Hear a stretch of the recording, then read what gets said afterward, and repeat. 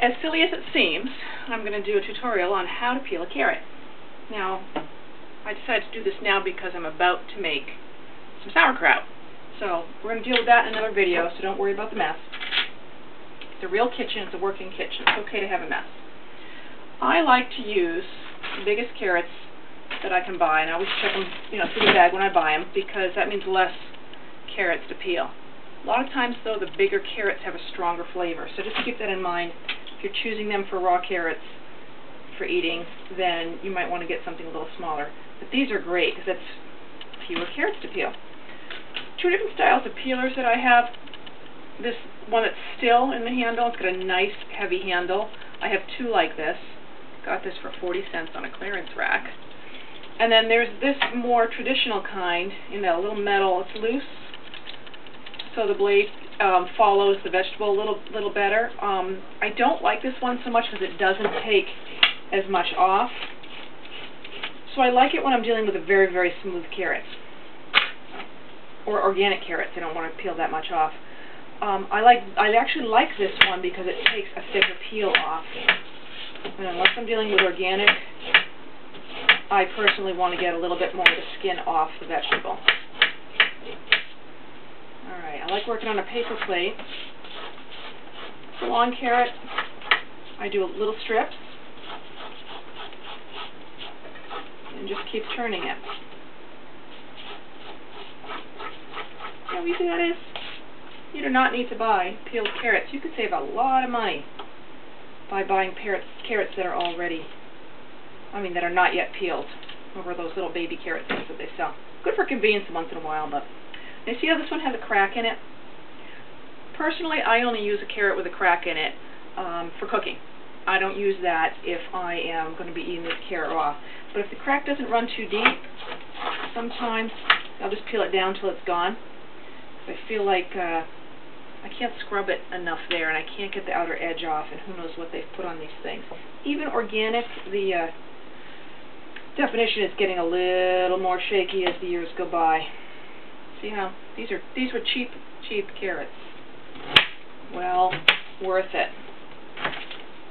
I have goats, so I tend to chop the leftovers as I go into goat-sized bites. One of the things to do a lot of fast carrot peeling, or any vegetable prep, is to not worry so much about those stray bits that fly everywhere until you're all done. Don't slow down for a single second to get those pieces. Just keep going. Alright? If you really don't have time to clean up a mess and you're just doing one carrot, I have discovered that is going into a little box in my sink for goat grease. I have discovered that if you hold the carrot very upright, look how the peel lands right where you want it. Isn't that nifty? Beauty. Alright. Also, you can inspect the carrot for any nicks or dings or anything, bruises or whatever that you want to shave down a little more. You can use the peeler just to cut those right out if they're not too deep. Alright, some different ways to cut these up. If you want to make carrot coins, I find it best if you rock the knife. So you can make these nice little round bits. These will cook up really quick in a steamer or a little simmering water. Probably no more than 5 to 8 minutes, depending on how soft you like them.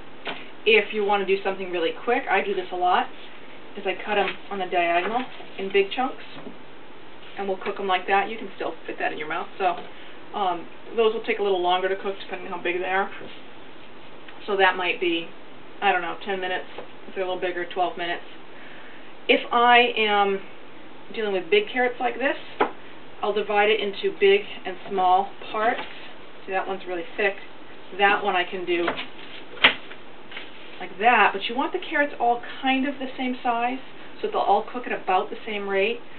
So I love this knife because it doesn't have a very sharp blade, but it cuts root vegetables really nicely because the blade is very thin.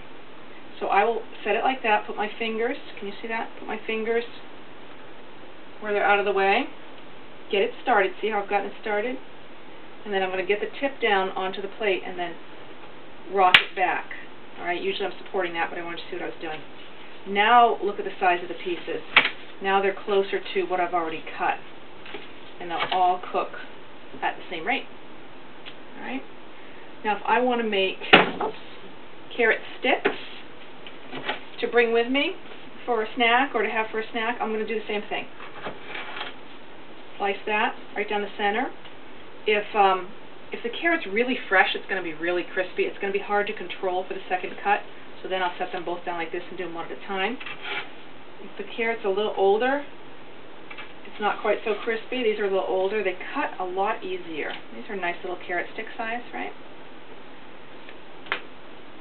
Alright, and then there's another shape you can do for dips and such, and that is you do the same thing. It doesn't work as well with crispy carrots, but you go a little closer to the edge.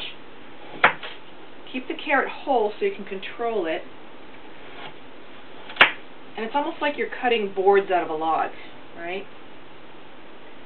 These are a little nicer for scooping out a big hunk of dip, like a sour cream and onion or kefir garlic or a kefir parmesan pepper dip. That is so good. You want to be able to load that carrot up with a lot of dip. And these slabs are a little better. So I'm going to throw these in with tonight's dinner. So I'm going to cut them all about the same size. These can go right in too. And for my husband and I, we usually will cook about twice that amount for us, because we like to eat a lot of vegetables. That right there is probably 3 or 4 servings of vegetables right there on your plate. So you've got about 1/3 of your vegetables in for the day.